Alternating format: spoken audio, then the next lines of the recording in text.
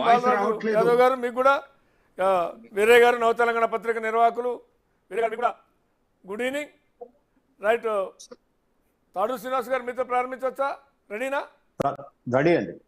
Right, తాజాగా మోడీ అదాని అంబానీలని ప్రస్తావించడం మీద ఒక వాయిస్ రావట్లేదు. వస్తుందండి, వీరయ్య గారు మీకు వస్తుంది, వాయిస్ వస్తుంది. తాడు శ్రీనివాస్ గారు, అంటే ఇప్పటిదాకా ఇప్పుడు నోరు విప్పని అదాని అంబానీల గురించి నోరు విప్పని ప్రధానమంత్రి తాజాగా రాహుల్ గాంధీ అదాని అంబానీల గురించి మాట్లాడలేదు, వాళ్ళ దగ్గర ఉన్న నల్ల డబ్బు తెచ్చుకున్నాడా పార్టీ ఫండ్ కోసం అని కామెంట్ చేయడాన్ని ఏ రకంగా చూడాలి? కాంగ్రెస్ అధ్యక్షుడైతే రియాక్ట్ అయ్యారు. బహుశా మూడో ఫేజ్ ఎన్నికలు దగ్గర పడిన మూడో ఫేజ్ ఎన్నికల తర్వాత వాళ్ళకు ఒక అవగాహన వచ్చిందా, అందుకని ఏదన్నా కొద్దిగా అదాని అంబానీలు వెనకేసుకొస్తున్నాం, దానివల్ల నష్టం జరుగుతుంది అని కవరేజ్లో భాగంగా అదాని అంబానీల మీద అటాక్ చేశారా అనే వెనకేసుకొచ్చి శ్రీనివాస్ గారు, మీకు తెలియదు కాదు, వెనకేసి వచ్చేది లేదు, ముందేసుకొచ్చేది లేదు. మనకు బీజేపీ పార్టీ ఈరోజు 10 years రూలింగ్ లో మోడీ గారు ప్రధానమంత్రిగా ఉన్నారు.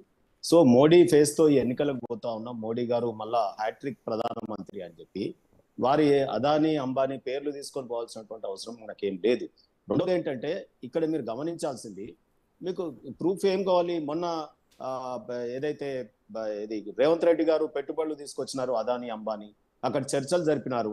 ఆ చర్చలలో తెలంగాణకు పెట్టుబడులు తేవడమే కాదండి, పార్టీకి ఏ రకంగా మీరు హెల్ప్ అవుతారని చెప్పే డిస్కషన్స్ జరిగినాయి.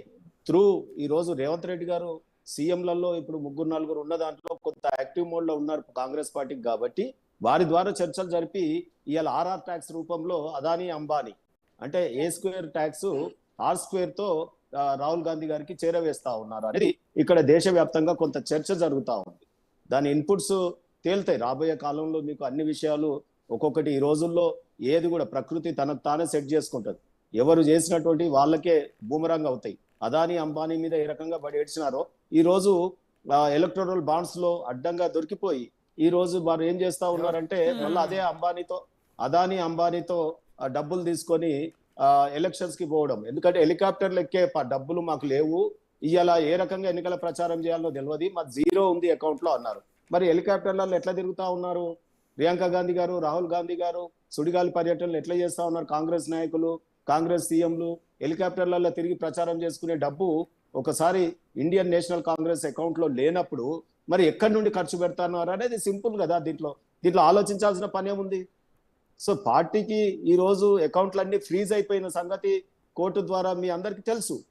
సో ఫ్రీజ్ అయిపోయిన తర్వాత మరి డబ్బు ఏ అకౌంట్లకి వెళ్ళి వస్తుంది, మరి ఎక్కడి నుండి వస్తున్నాయి, ఏ రకంగా బ్లాక్ మనీని దీంట్లో ఎలక్షన్స్ కి వాడుకుంటా ఉన్నారు అనేది తేట తెల్లం. ఖర్చు లేనిది ఊకనే కాదు కదా.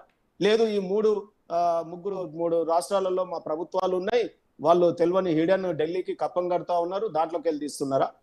ఈ రకమైన చర్చ కూడా జరుగుతుంది కదా. సో నేనేమంటున్నానంటే నోటికి ఏది వస్తే అది మాట్లాడి అది బూమరాంగ్ అయిపోయిన తర్వాత ఇప్పుడు ఇట్లా మాట్లాడుతున్నారని జబ్బలు జరుచుకోవడం అనేది తప్పు.